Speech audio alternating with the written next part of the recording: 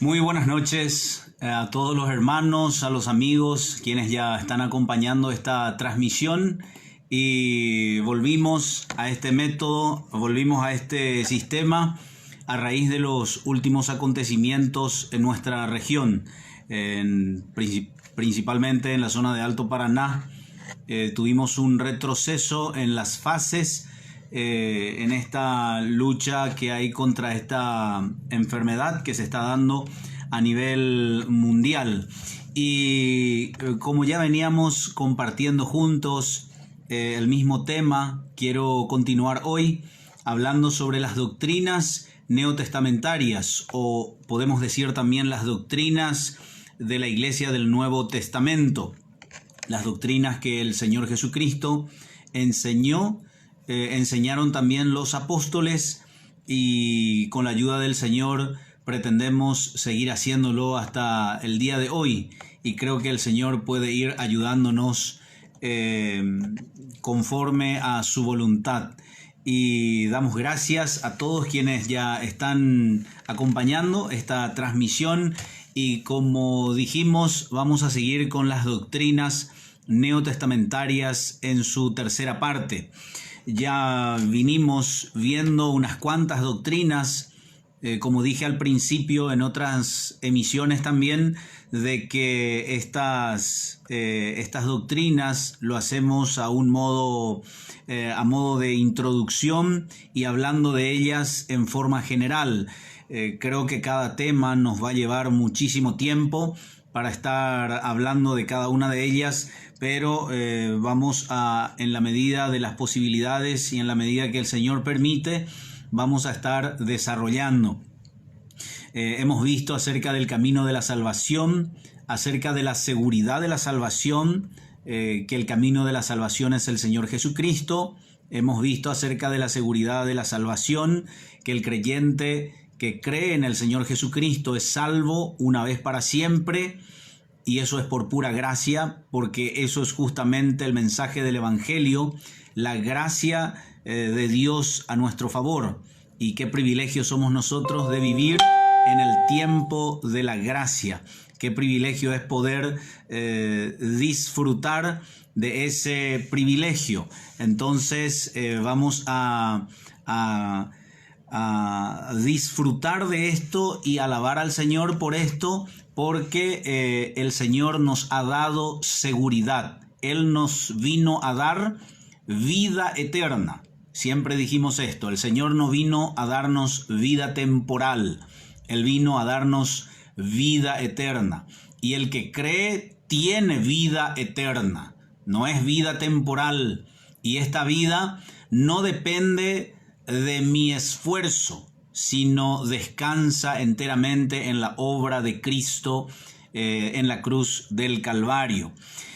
Hemos visto también acerca del bautismo, cómo enseñó el Señor Jesucristo el bautismo, cómo enseñaron los apóstoles, cómo hicieron ellos, y hemos visto también el significado de cada una de ellas. Así también hemos visto la Biblia, el significado, o mejor dicho, qué es la Biblia para nosotros, qué representa para nosotros la Biblia, y en qué medida creemos que la Biblia es la palabra de Dios. Y siempre escuchamos también de que la Biblia han escrito hombres, y eso es cierto, pero como dice el apóstol Pedro, nunca la profecía fue traída por voluntad humana, sino que los santos hombres de Dios escribieron las Escrituras, pero siendo inspirados por el Espíritu Santo.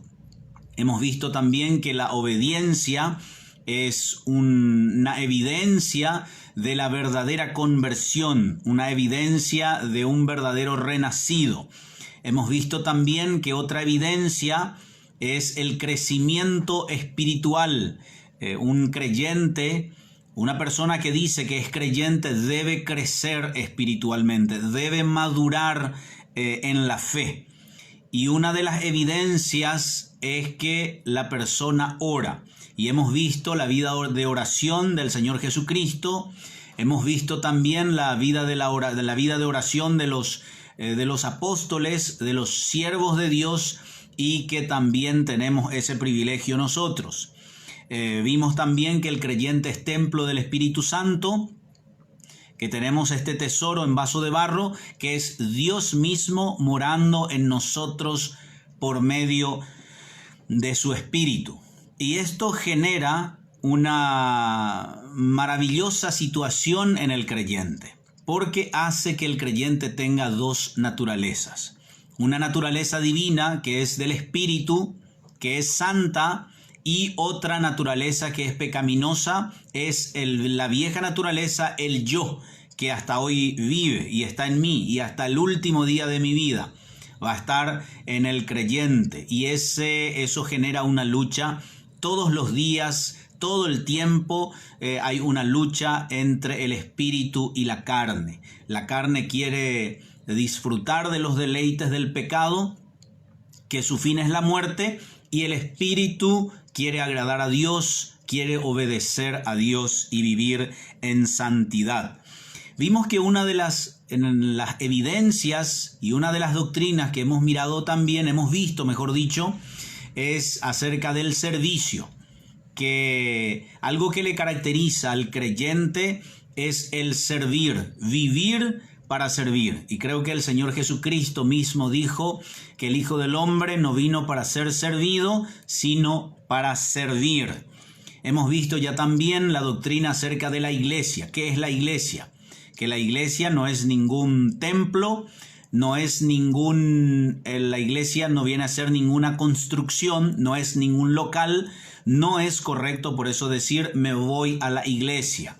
No, nosotros nos solemos reunir cuando así la situación amerita en el local, en un edificio donde se reúne la iglesia, porque la iglesia es el cuerpo de Cristo y es el conjunto de personas que han creído en el nombre del Señor Jesucristo y fueron llamados fuera del mundo. Hemos visto que hay 4 actividades principales de la iglesia. Una que nos compete a todos, en todo lugar, en todo momento, en todo tiempo, que es la evangelización, el anunciar las virtudes de aquel que nos llamó para su gloria, para su honra. Las virtudes de aquel que nos llamó de las tinieblas a su luz admirable, anunciar el evangelio. Y esa es una actividad que nos compete a todos los creyentes, a todos, en todo tiempo. No hay necesidad de hacer mucho protocolo para eso, sino aquella persona que tiene contacto conmigo ya es una persona que va a tener el privilegio de conocer el Evangelio de Jesucristo. Y hay 3 reuniones o 3 actividades después de esa que encontramos en la palabra de Dios, que viene a ser el estudio de la palabra, el discipulado que se hace en las reuniones. Por eso tenemos que recordar que los creyentes se reúnen. Eso no significa que en algún momento dado no tengamos visitas de personas ajenas a nuestra fe, pero la actividad principal debe centrarse en el adoctrinamiento, en la enseñanza a los nuevos convertidos. Para eso nosotros nos solemos reunir los días sábados y los domingos de mañana en la escuela dominical también se enseña la palabra de Dios. Y el domingo, cada domingo, nos juntamos para también celebrar la mesa del Señor, que es otra actividad principal de la iglesia, celebrar la mesa, el pan y la copa, que viene a ser el símbolo del cuerpo y de la sangre de Cristo. Ya hemos visto eso en otra oportunidad. Hay otra actividad que es por demás importante y creo que es fundamental, y es necesario que cada uno de nosotros, cuando se den las condiciones de vuelta, participemos de las reuniones de oración. Estemos en las reuniones de oración, y es un privilegio porque es un mandato de Dios reunirnos, no es una opción que tiene el creyente. Y en verdad esto no se debe hacer de forma obligada, porque dice el apóstol Pablo, bueno, obligada si vamos a decir en el contexto humano, porque el apóstol Pablo dice que el amor de Cristo nos constriñe, nos obliga. Por amor a Cristo, ese grande amor que tuvo Cristo para con nosotros es el que nos constriñe, nos obliga a reunirnos, porque nos reunimos para cantar, para adorar al Señor, para orar y para escuchar también la palabra de Dios. La reunión de oración, por eso, es una actividad principal también de la iglesia. Hemos visto que Dios ha dado dones a los creyentes que son capacidades espirituales para el beneficio de los demás. El don que Dios me ha dado a mí no me beneficia mucho a mí, sino debo administrar para el beneficio de los demás. Por eso no hay por qué jactarnos por los dones que Dios nos da, ni tampoco decir, bueno, el don que Dios me dio es demasiado chico. No, si Dios nos colocó en el cuerpo, es porque Él así lo quiso. Y como dice allá en Génesis, todo lo que Dios ha hecho es bueno en gran manera. Así es que nosotros no tenemos que estar contendiendo con Dios, con nuestro Salvador, acerca de los dones.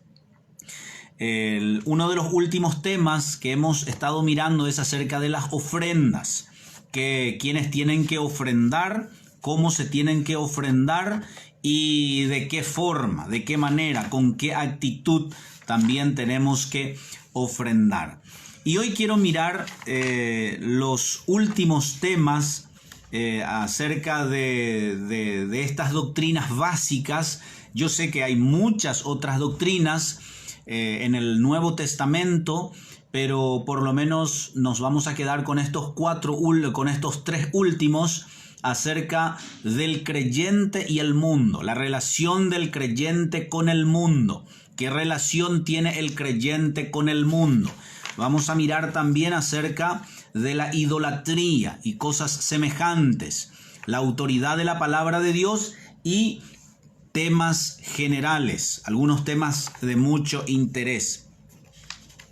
Pero ¿qué podemos decir acerca de esta doctrina del creyente y el mundo?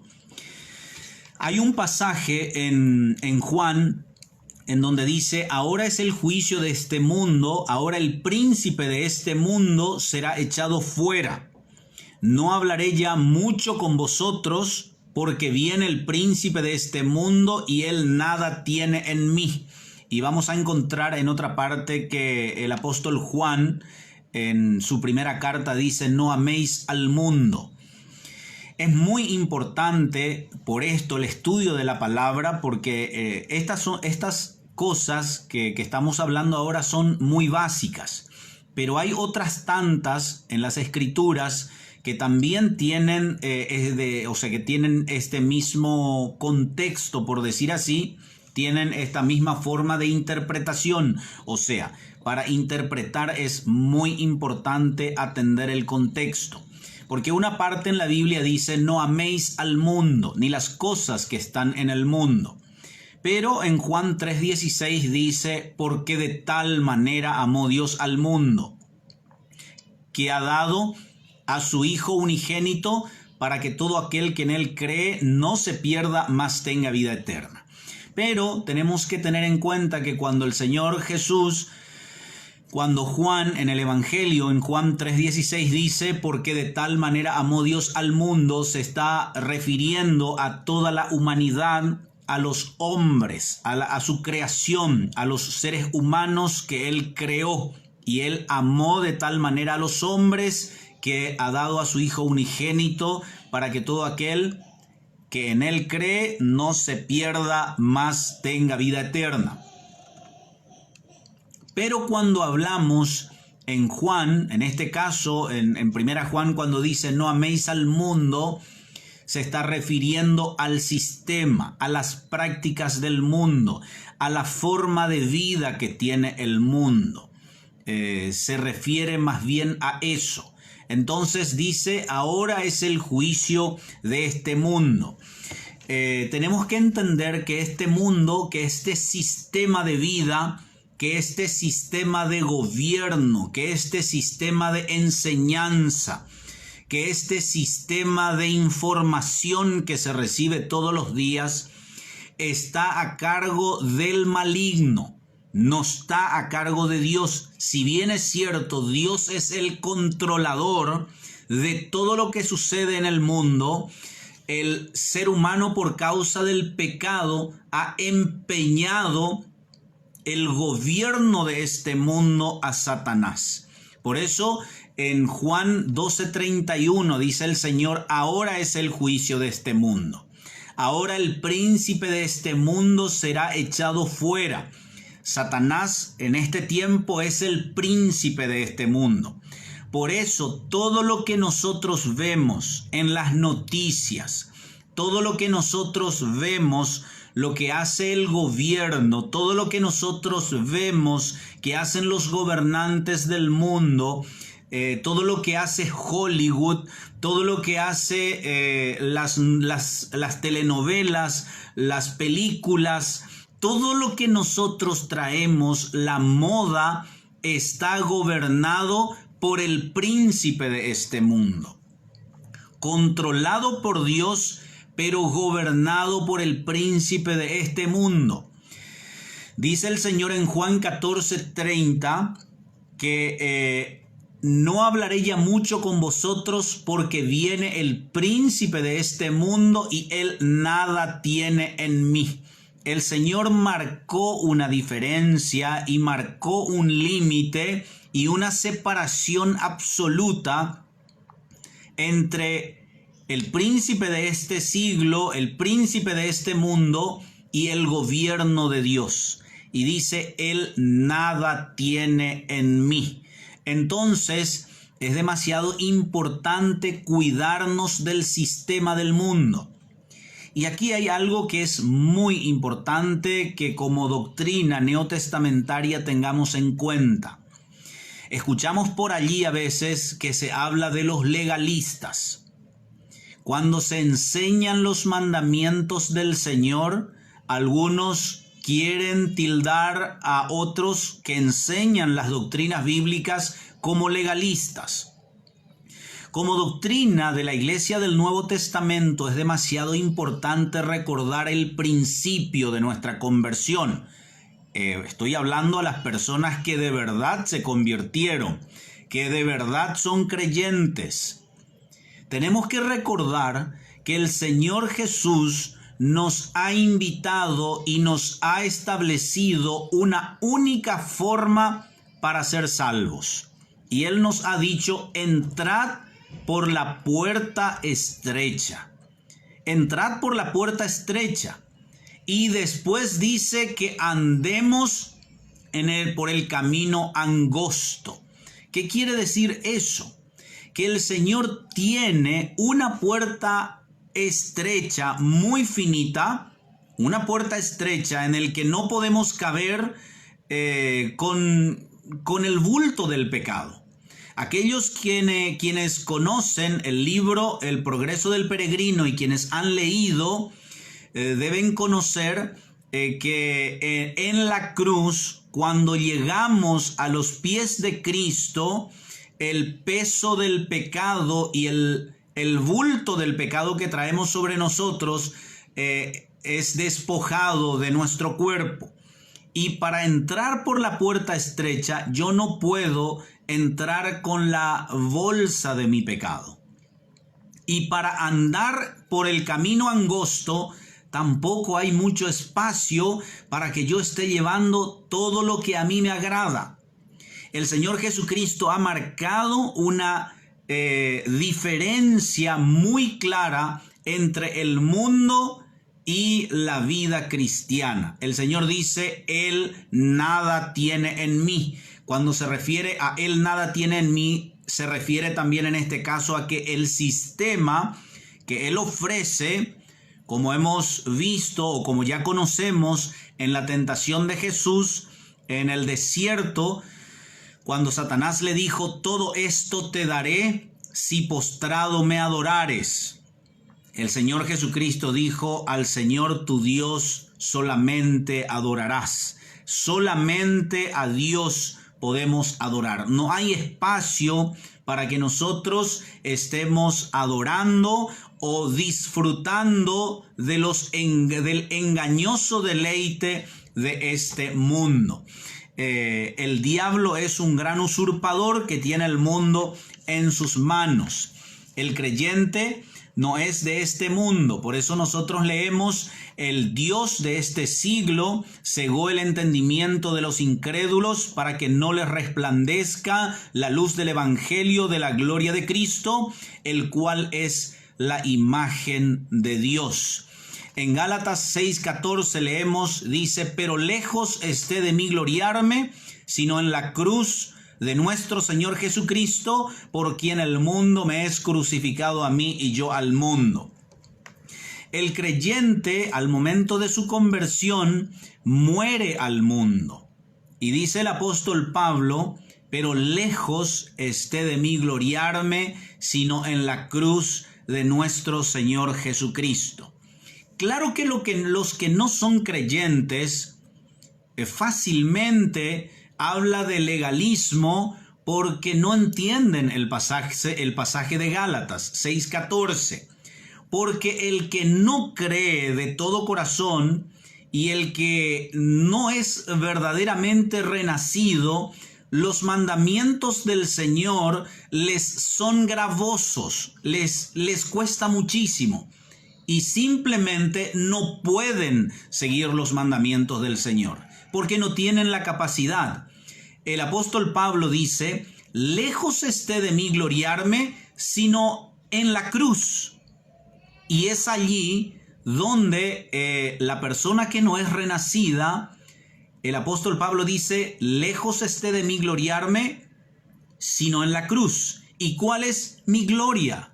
Entonces, negarme a mí mismo. Lejos esté de mí gloriarme, no me voy a gloriar por nada, sino voy a gloriarme en la cruz de nuestro Señor Jesucristo, en la obra que Él ha hecho en la cruz del Calvario.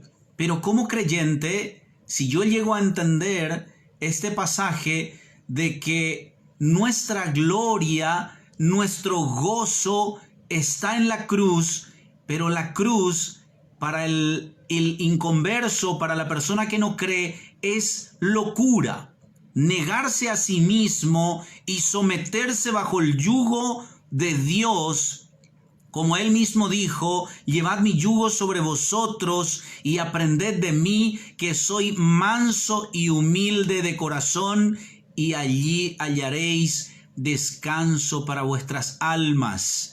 La cruz de Cristo es nuestra gloria, porque el verdadero gozo, la verdadera alegría está en la completa sumisión a Cristo y negarnos totalmente a nosotros y morir al mundo. Pero los que no son creyentes buscan cualquier excusa para poner y hablan de legalismo cuando se enseñan los mandamientos gloriosos de las doctrinas del Nuevo Testamento. El verdadero creyente muere al mundo, al sistema del mundo. Ahora todo se quiere mezclar y todo se quiere igualar, o se le quiere poner el mote de cristiano. En este tiempo, lastimosamente, somos testigos de muchas locuras que hacen llamados creyentes, a tal punto que a veces encontramos discotecas cristianas. He escuchado que había en un lugar criscoteca, algo por el estilo. Nada más lejos que los mandamientos del Señor. O sea que lo que la iglesia está queriendo hacer es buscar algo similar a las prácticas del mundo, pero ponerle el mote de cristiano. No es correcto, no es bíblico. El Señor Jesucristo ya dijo que el príncipe de este mundo nada tiene en mí, y no es nada parecido. Es totalmente distinta la vida cristiana al sistema del mundo, al sistema y a las prácticas del mundo. Uno no es cristiano por el simple hecho de tener una remera que dice soy cristiano. No, una persona tampoco es cristiano porque escucha músicas cristianas. Y aún en las músicas hay que tener muchísimo cuidado porque también es una práctica del mundo. En lo posible, los cánticos deben estar radicalmente separados de las prácticas y del sistema de las músicas del mundo. Otro detalle es que no podemos ni llegaremos siquiera a poder hacer una competencia en cuanto a la diversión que ofrece el mundo. A veces queremos hacer diversiones parecidas al mundo, pero entre cristianos. No está mal la diversión y podemos divertirnos, podemos pasar juntos, podemos disfrutar de la comunión juntos, pero nada parecido a las prácticas del mundo. El mundo tiene su sistema de diversión y, como dijo alguien en una oportunidad, la diversión de este mundo ya ha causado tantas muertes, ya ha causado tantas desgracias que la gente en busca de diversión hasta llegan a perder la vida en discotecas, en bebidas, viviendo una vida totalmente perdida, buscando diversión, pero no es otra cosa sino que ese vacío interior que solamente Cristo puede llenar en nuestras vidas. Vemos también que el creyente está separado del mundo. Dijo el Señor, ya no estoy en el mundo, mas estos están en el mundo. Y yo voy a ti, Padre Santo. A los que me has dado, guárdalos en tu nombre, para que sean uno así como nosotros. No son del mundo, como tampoco yo soy del mundo.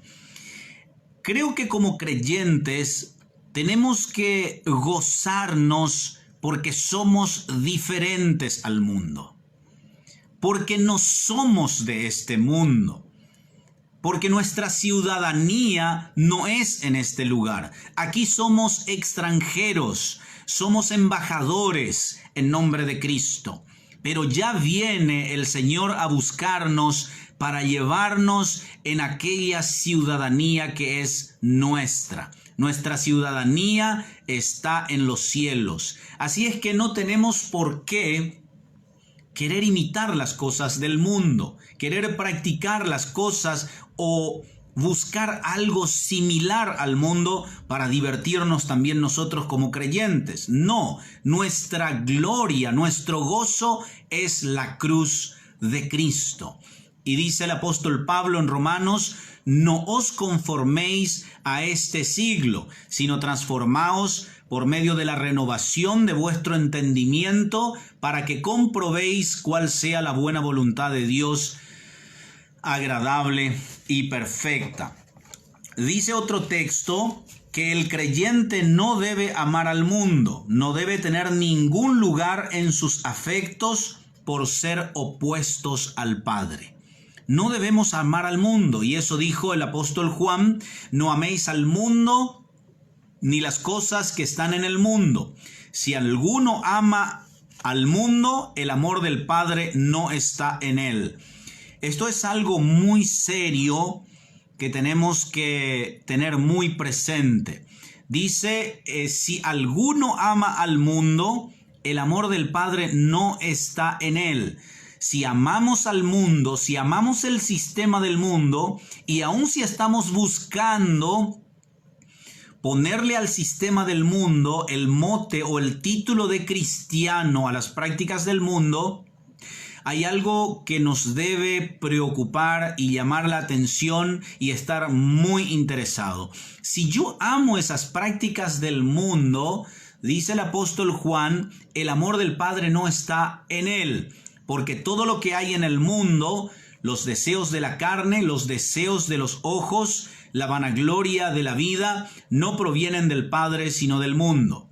Y el mundo pasa y sus deseos, pero el que hace la voluntad de Dios permanece para siempre.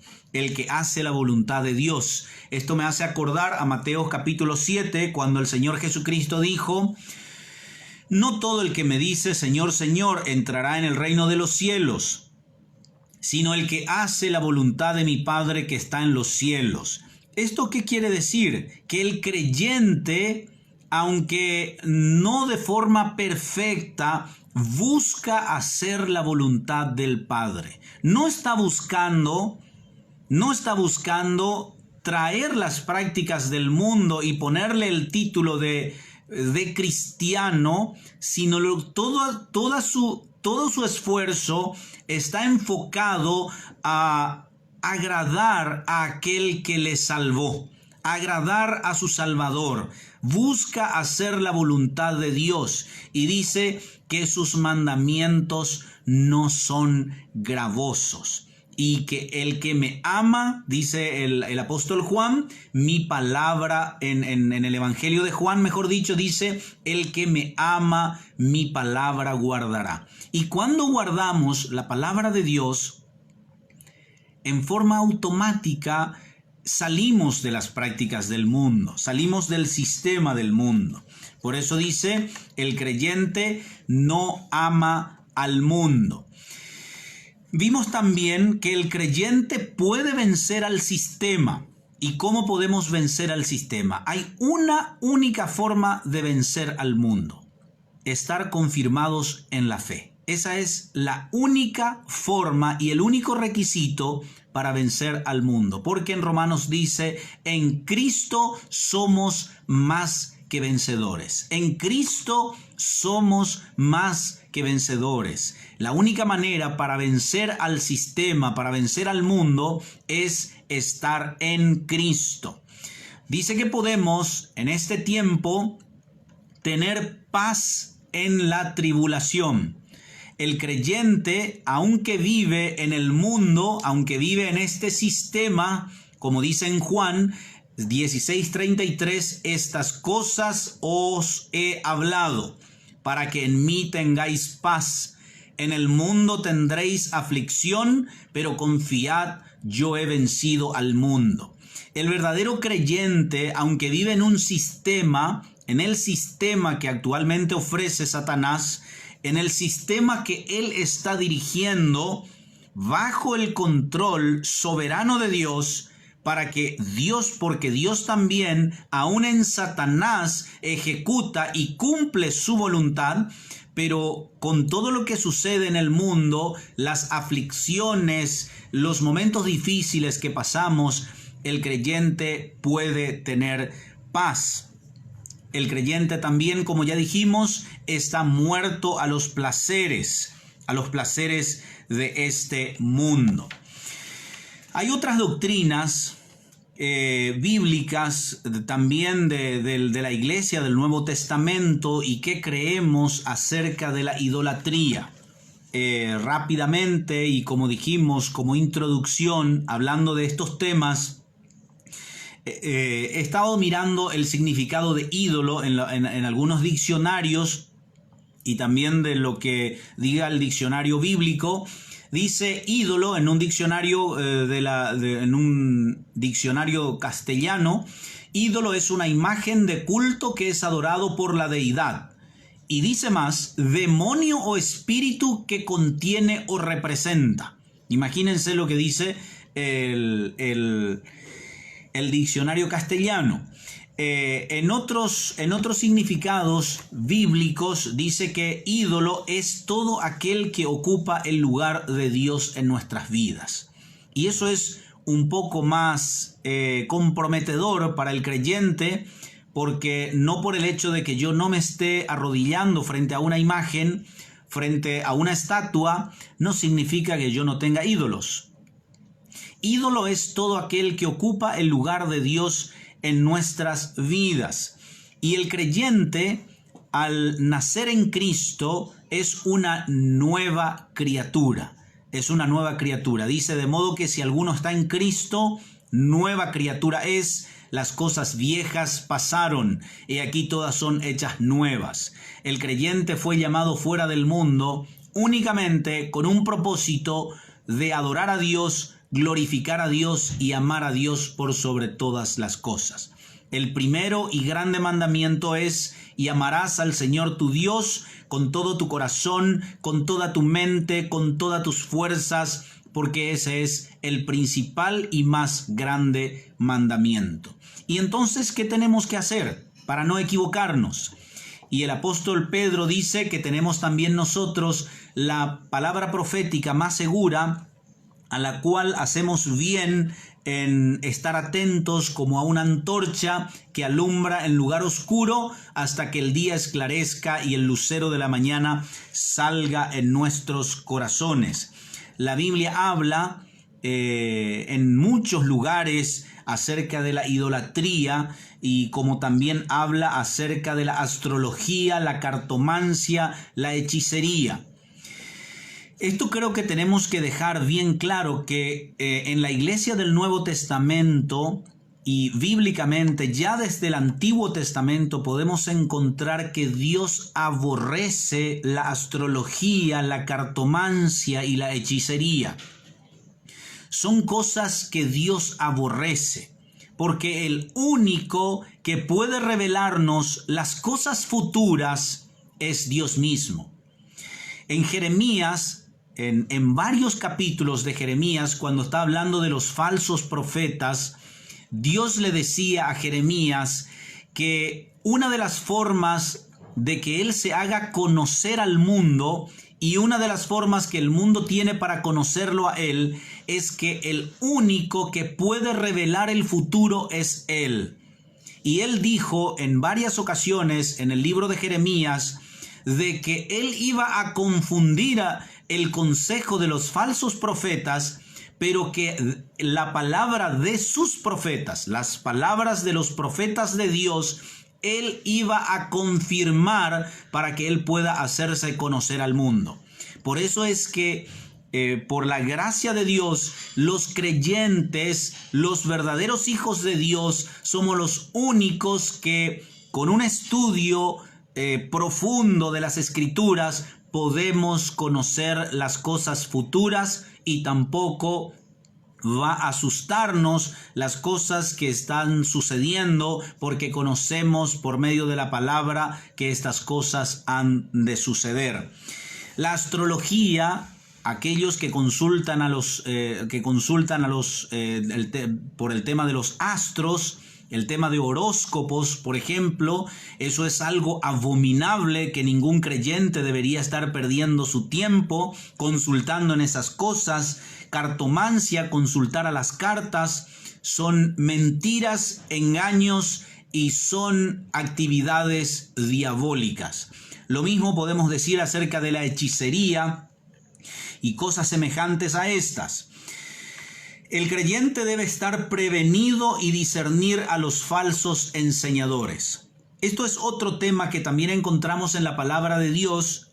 No solamente aquellas personas que dicen ser hechiceros hablan mentiras, sino también algunos que dicen ser creyentes, como el apóstol Pedro advertía en 2 Pedro 2:1, cuando decía: pero hubo también falsos profetas entre el pueblo, como habrá entre vosotros falsos maestros que introducirán encubiertamente herejías destructoras, y aún negarán al Señor que los rescató, atrayendo sobre sí mismos destrucción repentina.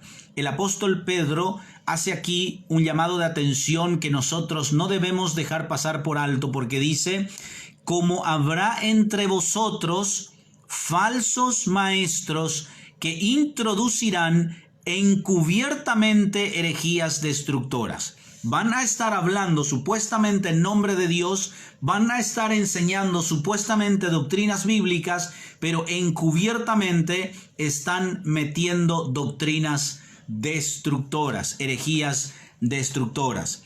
El apóstol Pedro nos llama la atención en esto y dice: el verdadero creyente debe estar atento a estas cosas. Por eso tenemos que prestar atención a la palabra, a la Biblia, que es la palabra misma de Dios.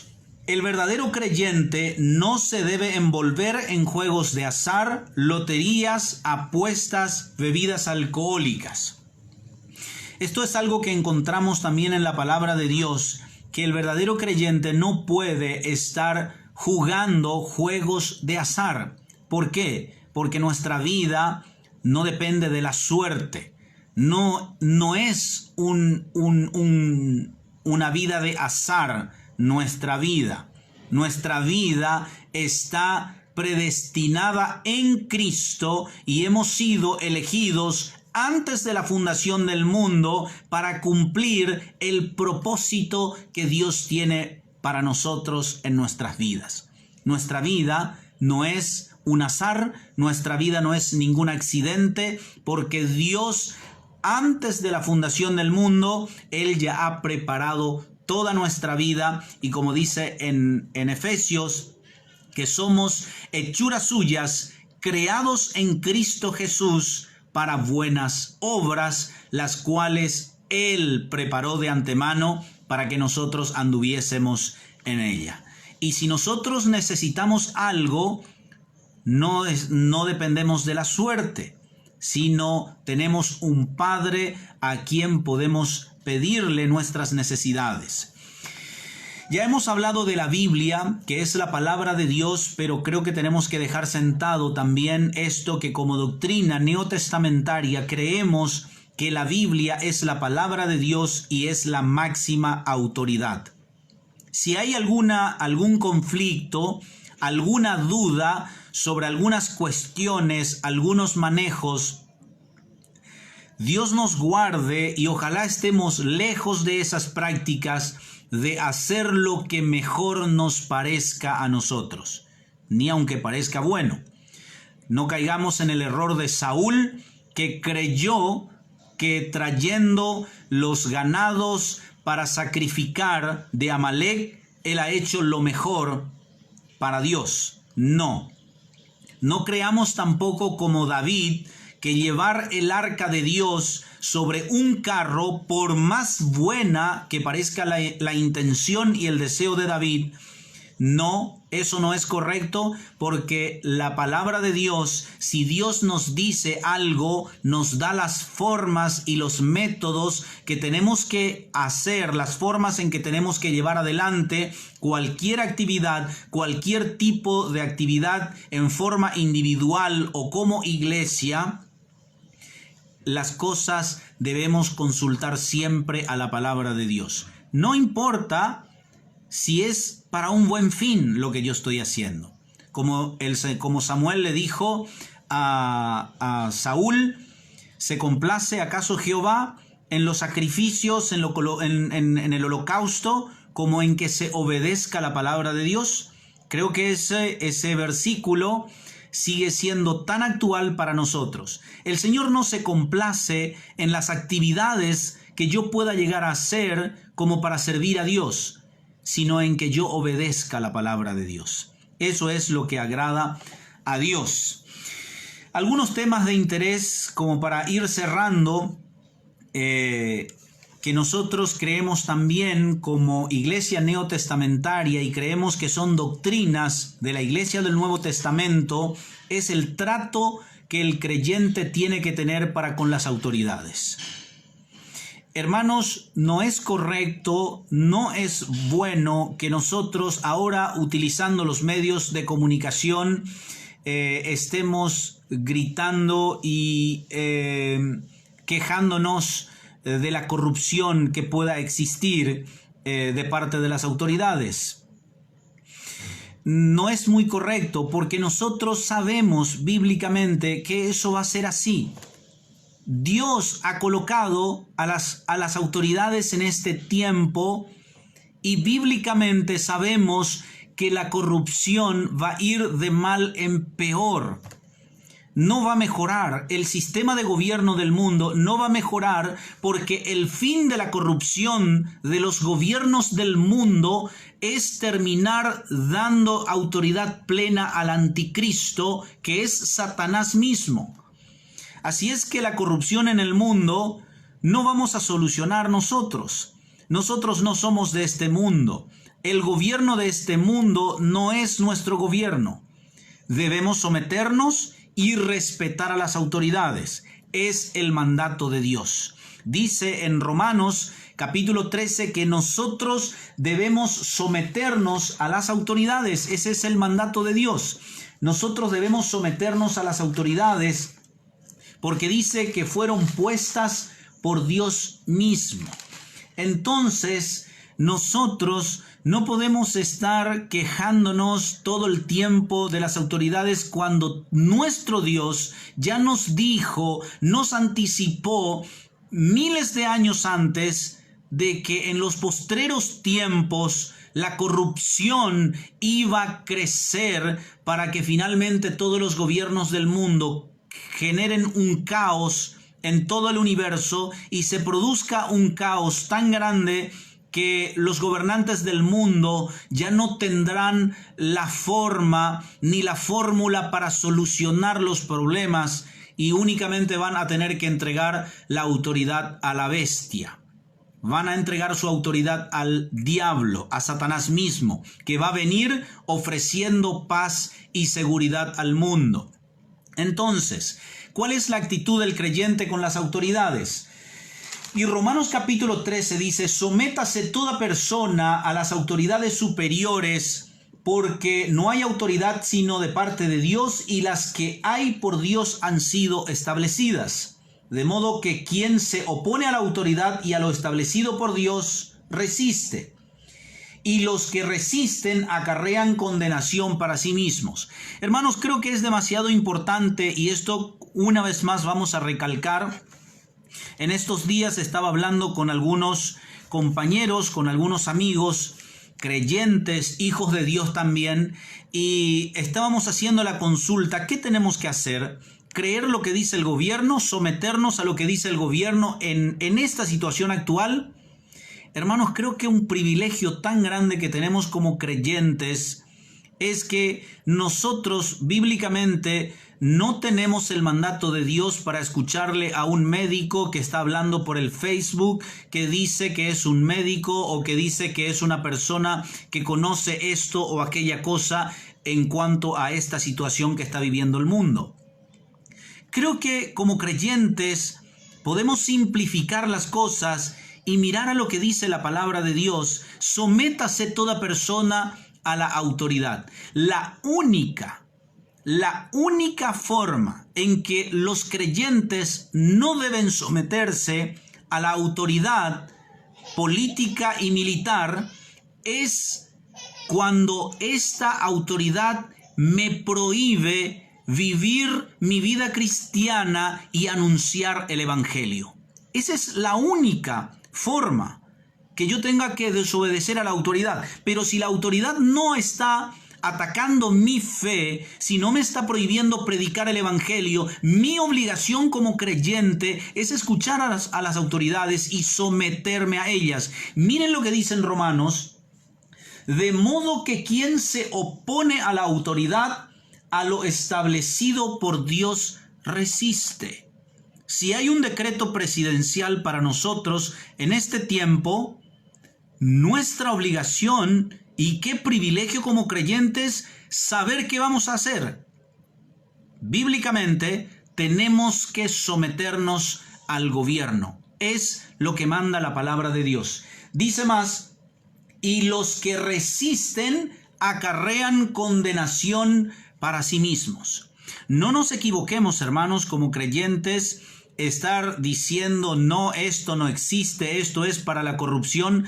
Eso dejemos en manos de Dios, eso le corresponde a Dios. Nuestra ciudadanía no está en este mundo, pero mientras vivamos aquí tenemos que bíblicamente someternos a las autoridades. Así es que si no sabíamos qué hacer con estos decretos, si someternos o no, si respetar o no, entonces, bíblicamente, el creyente tiene este privilegio de que sometiéndose a la palabra de Dios, puede en este tiempo saber perfectamente a quién someterse. No a lo que dice un médico por el Facebook, no por lo que dicen en las redes sociales, que hay un montón de charlatanes que dicen cualquier cosa, que de repente cualquiera de nosotros nos encontramos en la situación de decir no sabemos qué hacer.